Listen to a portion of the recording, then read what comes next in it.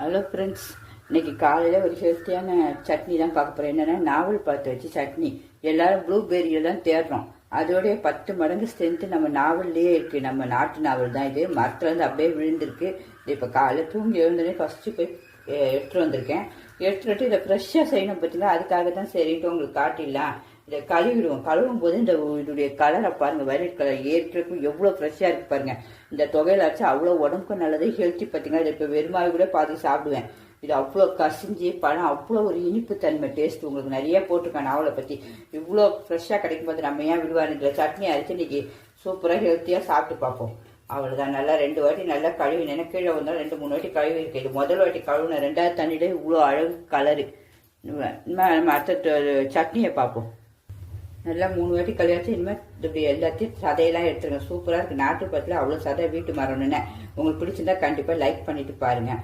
இதே மாதிரி எல்லாத்தையும் மொத்தமாக எடுத்துருவோம். இந்த கொட்டையை மட்டும் எடுத்துருவோம். கொட்டையும் காய வச்சு பொடியாக்க போகிறேன். சுகருக்கு ரொம்ப நல்லது பார்த்தீங்களா. வச்சு 1 வருஷம் ஆனாலும் கிடாது இந்த கொட்டை பொடி. அதனால் அப்போ அதையும் செய்வோம். இதை அப்படியே இனிமேல் இது எல்லாத்தையும் இதே மாதிரி செஞ்சு வச்சுருவோம். இப்போ நாவல் பழம் மொத்தத்தையும் நல்லா அரிஞ்சாச்சு. இனிமேல் அந்த கொட்டையை எடுத்துகிட்டு இதில் போட்டுற வேண்டிதான். இந்த சதையை மட்டும் போட்டு 2 சீரகம், 1 பச்சை மிளகாய், 1 பத்தை தேங்காய், கருவேப்பிலை, தேவையான உப்பு சட்னிக்கு இவ்வளோத்தையும் போட்டு நல்லா அரைச்சிட்டு தாளிச்சிட வேண்டியதான். சட்னி தாளிச்சிருவோமா. கடுகு, உளுந்து, கருவேப்பிலை, காஞ்ச மிளகாய். கடுகு நல்லா பொரியணும்.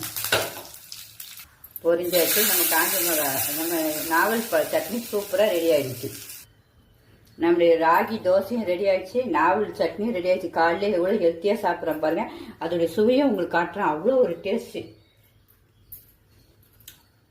இப்போ நாவல் பழம் உண்மையாகவே டேஸ்ட்டுங்க. யாரோ போட்டிருந்தாங்க இப்படி இருக்குது அப்படி இருக்குன்னு. ஆனால் நான் செஞ்சு பார்த்தேன், சாப்பிட்டேன். ரொம்ப டேஸ்ட்டாக இருந்தது தான் உங்களுக்கு போகிறேன். எல்லாருமே ட்ரை பண்ணுங்க. இவ்வளோ நல்ல ஹெல்த்தியாக இருந்து நம்ம விட வேண்டாம். பிடிச்சிருந்தா கண்டிப்பாக ஒரு லைக் பண்ணுங்கள். ஓகே ஃப்ரெண்ட்ஸ், பாய்.